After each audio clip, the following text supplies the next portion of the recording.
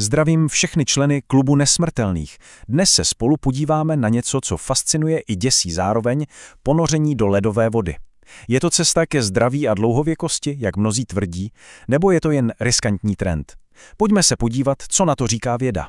Zjistíme, jestli nás to zabije nebo vyléčí. Tak jo, představme si ten moment. Ten první dotek ledové vody z kůži. Co se v tu chvíli vlastně v těle odehraje? Věřte mi, není to jenom o tom, že je nám zima. Je to naprostá exploze, doslova šok pro celý organismus. A tahle prvotní reakce má i své jméno. Říká se jí reakce na chladový šok, zkráceně CSR. A je to naprosto mimovolní instinktivní obrana těla. Jako první přijde naprosto nekontrolovatelné lapnutí podechu. Hned po něm hyperventilace. Srdce se rozbuší na maximum a krevní tlak vyletí ke stropu. A právě tohle je to první a největší nebezpečí, kterému v ledové vodě čelíme.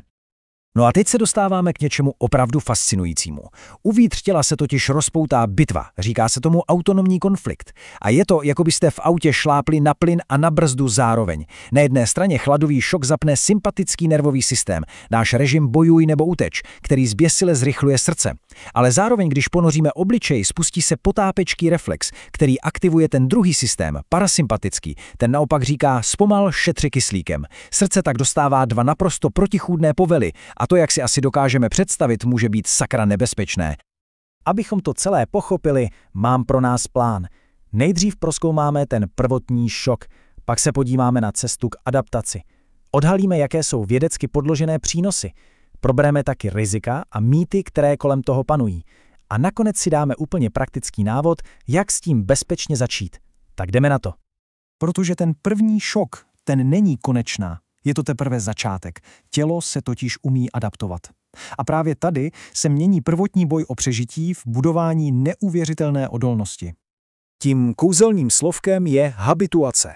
Co to znamená? Je to proces, kdy se reakce těla na nějaký opakovaný podnět, v našem případě ledovou vodu, postupně zmenšuje. S každým dalším ponorem je ten prvotní šok mírnější, zvládatelnější. Tělo se zkrátka učí, že tohle není smrtelná hrozba a že to zvládne. A jak rychle se tohle děje? No, až neuvěřitelně rychle. Při prvním ponoru je to upeklo, lapání podechu, hyperventilace, srdce v krku. Ale už při třetím ponoru je ta šoková reakce o poznání slabší. A zhruba po pátém ponoru reakce těla je už výrazně utlumená a kontrola nad dechem je nesrovnatelně lepší. To je prostě fascinující důkaz toho, jak rychle se náš organismus dokáže učit. Podívejme se na konkrétní data. Jedna studie ukázala, že po pouhých 7 dnech každodenního otužování se intenzita třesu snížila o neuvěřitelných 36%. Co nám to říká? Že se tělo naučilo vyrábět teplo mnohem chytřeji, bez toho energeticky náročného svalového třesu. Zapnulo totiž něco, čemu se říká netřesová termogenéze. V podstatě se stalo efektivnější interní pecí. A to je obrovská změna za tak krátkou dobu. A proč bychom tohle všechno měli podstupovat? No protože v momentě, kdy se tělo adaptuje, začneme sklízet odměny. A ne ledajaké. Jsou to vědecky prokázané přínosy. Tak se pojďme podívat, co za tu odolnost získáme. Fantastické, cítím se na $1 000 000. Tohle je citát jednoho z účastníků studie a myslím, že to vystihuje naprosto přesně. Není to jen o tom překonat se. Je to o tom hlubokém pocitu vitality, energie a psychické pohody, který přijde potom. Je to ten skutečný lidský prožitek za všemi těmi vědeckými daty. Jedna velká přehledová studie shrnula ty hlavní přínosy do 4 pilířů. První fyzické a psychické zdraví, zlepšení nálady, kvalitnější spánek, méně stresu. Druhý, spojení s přírodou, které samo o sobě léčí. Třetí, a to je hodně důležité, pocit sounáležitosti. Budování komunity s lidmi, co jsou na stejné vlně. A konečně čtvrtý, osobní růst, rozvoj odolnosti, odvahy a ten skvělý pocit, že jsme něco dokázali. Je to prostě komplexní zásah do kvality života. Spánek. Ten je pro dlouhověkost absolutně klíčový. A tady máme tvrdá data. Tenhle graf jasně ukazuje, jak se vedli účastníci studie, kteří hodnotili kvalitu spánku. Skupina, která po tréninku skočila do studené vody, hlásila výrazně lepší spánek. Průměr 3,6 z 5 ve srovnání se skupinou, která jen pasivně odpočívala. To je jasný, měřitelný důkaz, že to funguje. Ale aby to bylo fair, musíme se podívat i na odvrácenou stranu. Žádná mince nemá jen jednu. Pojďme se teď podívat na rizika a některé mýty, které se s otužováním pojí. Naprosto upřímně a bez růžových brýlí. Bezpečnost musí být vždycky na prvním místě. A proto platí jedno zásadní pravidlo. Pokud si člověk není 100% jistý svým zdravím, musí to konzultovat s lékařem. Proč? Právě kvůli tomu autonomnímu konfliktu, o kterém jsme mluvili. Pro lidi se skrytými srdečními problémy to může být opravdu nebezpečné. Ve vzácných případech se mohou objevit i kožní reakce. Takže znovu, bezpečnost především. A teď se dostáváme k jednomu z největších mýtů, který koluje hlavně ve světě fitnessu. Hodně lidí si myslí, že ledová koupel po posilování je super pro regeneraci a růst svalů. Ale je to opravdu tak? Co na to říká věda? Podívejte se na tuhle tabulku. Ta data jsou naprosto nekompromisní. Skupina, která po tréninku dělala jen lehkou aktivní regeneraci, třeba na rotopedu, se na leg pressu zlepšila o 201 kg. Skupina s ledovou koupelí jen o 133 kg. To je obrovský rozdíl. A co je nejdůležitější, aktivace tzv. Satelitních buněk, které jsou klíčové pro opravu a růst svalů, se u skupiny s aktivní regenerací zvýšila o 48%. U skupiny s ledovou koupelí v podstatě 0.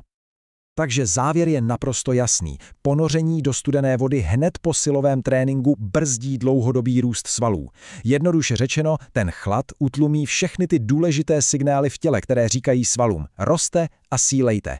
Takže pokud je hlavním cílem budování svalové hmoty, ledová voda hned po tréninku není dobrý nápad. Všechno je to o správném načasování. Dobře, probrali jsme teorii, přínosy i rizika. Možná si teď někdo říká, fajn, a jak mám teda bezpečně začít? Tak pojďme na to.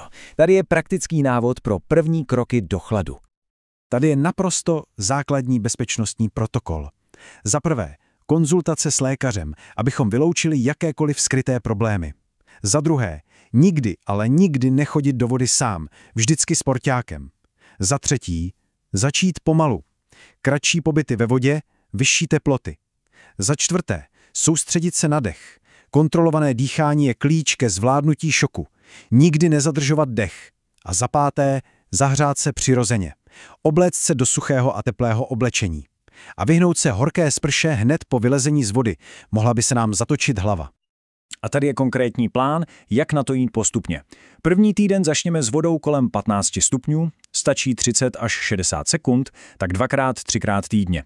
V dalších týdnech můžeme teplotu pomalu snižovat a dobu pobytu ve vodě prodlužovat.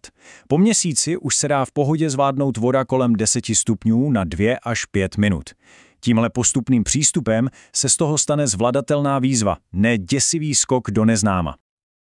Tak, jsme na konci našeho hlubokého ponoru do vědy o otužování. Pojďme si teď shrnout ty úplně nejdůležitější body, které bychom si z toho měli odnést. Co si tedy zapamatovat? Za prvé, mějme respekt k prvotnímu šoku. Ten vnitřní konflikt v těle je skutečný. Za druhé, věřme v adaptaci. Naše tělo je neuvěřitelné a naučí se chlad zvládat. Za třetí, těšme se na přínosy. Zlepší nám náladu, spánek a spojí nás s lidmi i přírodou. Za čtvrté, mysleme na načasování. Pokud je cílem růst svalů, ledová voda hned po tréninku není správná volba. A ten nejdůležitější bod ze všech, bezpečnost na prvním místě.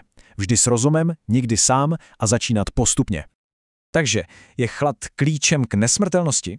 No, asi ne doslova, ale věda nám jasně ukazuje, že pokud se to dělá správně a s respektem, chlad může být nesmírně silný nástroj pro budování odolnosti a zlepšení zdraví. Je to nástroj, který nám může pomoci prodloužit nejenom délku, ale hlavně kvalitu našeho života. A to je přece ta cesta k dlouhověkosti, o kterou nám všem v klubu Nesmrtelných jde. Děkuji za pozornost.